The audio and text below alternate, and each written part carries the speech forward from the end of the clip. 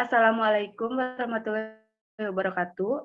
Kami dari kelompok 3 akan melakukan presentasi mengenai praktikum farmakognosi modul 3 tentang mikroskopis biji pala atau Myristicea semen dengan dosen pengampu yaitu Bapak Profesor APT Resmi PhD dan Ibu Nurul Ambardani MSI. Dengan beranggota kelompok, yang pertama Nurlaili Salimah, Raihan Langlang Anugrah, Selviana, Sasti Anastasia Taufik, Silvia Astuti, Sukmana Laksana Saputra, Tiara Rahmadesti, dan Yasa Yunita Syahra. Yang pertama ada tujuan, yaitu menentukan tumbuhan pala berdasarkan klasifikasinya.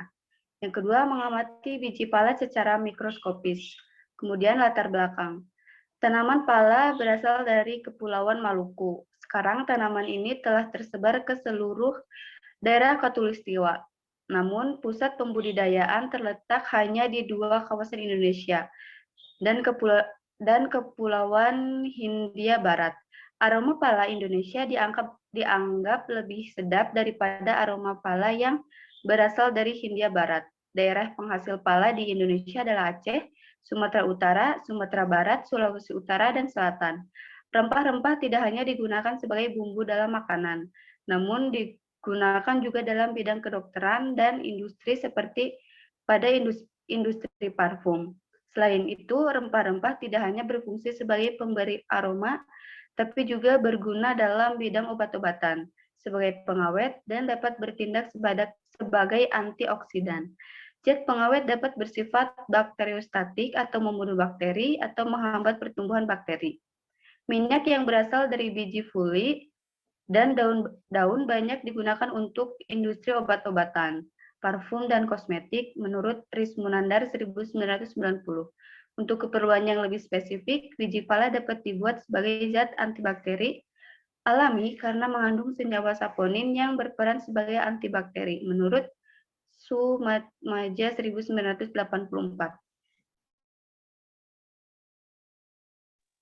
Nah, selanjutnya ada teori dasar. Nah, biji pala atau Myristicae semen adalah biji Myristicae fragrans suku Myristicae. Uji daya hambat biji pala terhadap bakteri gram negatif dan gram positif dengan konsentrasinya ada 25%, 50%, 75%, dan 100%. Untuk fragmen pengenal dan pada mikroskopik serbuk biji adalah fragmen perisperm dengan sel minyak, fragmen endosperm berisi butir pati, butir aerol atau zat warna coklat. Fragmen perisperm primer biji pala merupakan tumbuhan berupa pohon yang berasal dari Kepulauan Banda, Maluku, menurut Eleanor 2011.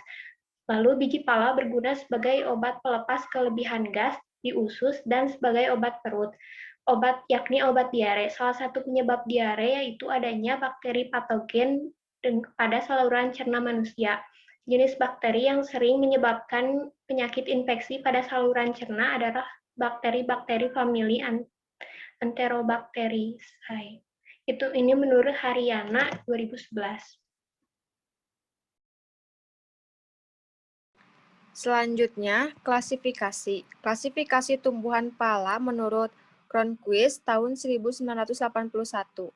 Kingdom Plantae, Subkingdom Transient, Superdivisi Spermatophyta, Divisi Magnoliophyta, Kelas Magnoliopsida, Subkelas Magnolida, Ordo Magnoliales, Famili Myristica, genus Myristic, spesies Myristica fragrans Hoth.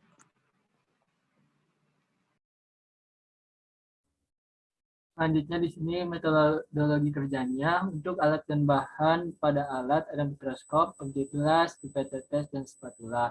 Kemudian untuk bahannya ada biji pala dan juga preparat.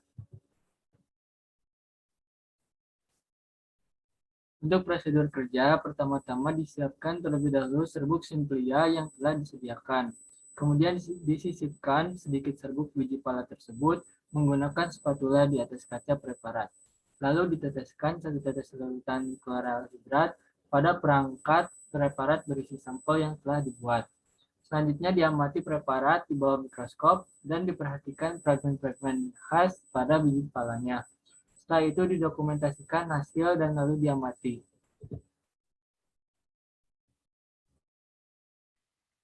Selanjutnya ini ada hasil pengamatannya. Yang pertama itu ada perbesaran dengan 4x10.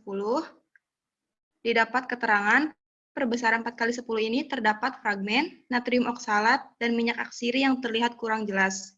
Lalu di gambar di bawah itu ada perbesaran 40x10 dengan keterangan terdapat minyak atsiri, fragmen, dan kalsium oksalat dan juga lamela.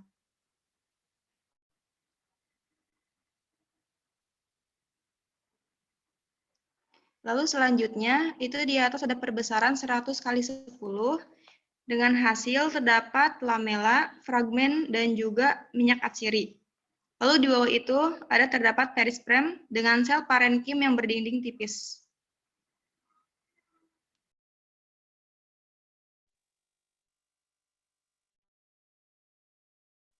Baik, selanjutnya kita masuk kepada pembahasan.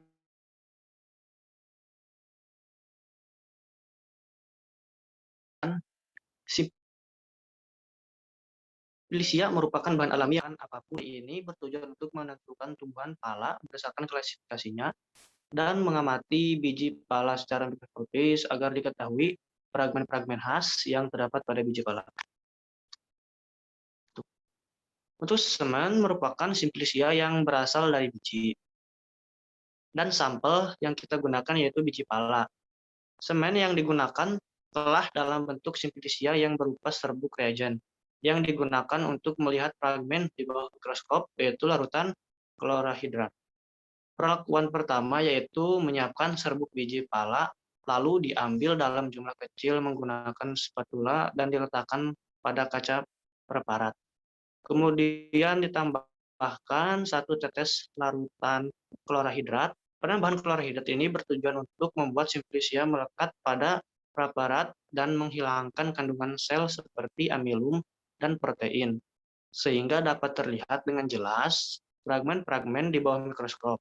Setelah dilakukan pengamatan, didapatkan hasil pengamatan mikroskopik dengan pembesaran mikroskop 4x10 terdapat fragmen natrium oksalat dan minyak atsiri yang kurang jelas. Pada perbesaran 40x10 terdapat minyak atsiri, fragmen, kalsium oksalat, dan lamela. Selanjutnya pada perbesaran 100x10 terdapat lamela, fragmen, dan minyak atsiri, terdapat perisperm sel parenkim berdinding tipis.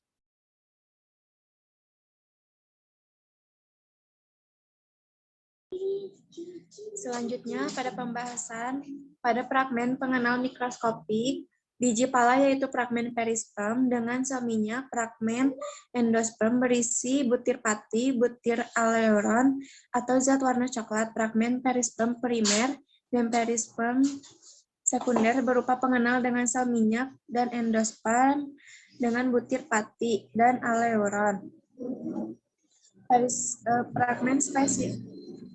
Perisperm primer terikat talensial dan berkas pembuluh yang merupakan fragmen spesifik dari myristica Fragranholt atau minyak atsiri sendiri, yaitu minyak atsiri minyak yang dihasilkan dari jaringan tanaman tertentu seperti akar, batang, kulit, bunga, daun, biji, dan rimpang. Minyak atsiri ini bersifat mudah menguap dan berbau wangi sesuai dengan tanaman penghasilnya, serta umum larut dalam pelarut organik tetapi tidak larut dalam air. Pada kalsium oksalat berbentuk kubus dan pada spons parenkim terdapat kristal habelur.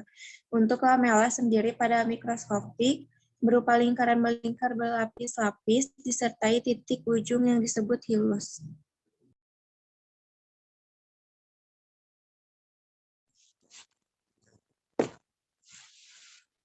Kesimpulan, dari hasil percobaan dapat disimpulkan bahwa klasifikasi tanaman yaitu dengan kingdom, plantae, subkingdom, Tracheobionta, superdivisi, Spermatophyta, divisi Magnoliophyta, kelas Magnoliopsida, subkelas Magnolidae, ordo Magnoliales, famili Myristicaceae, genus Myrisci, dan spesies Myristica fragrans Haut.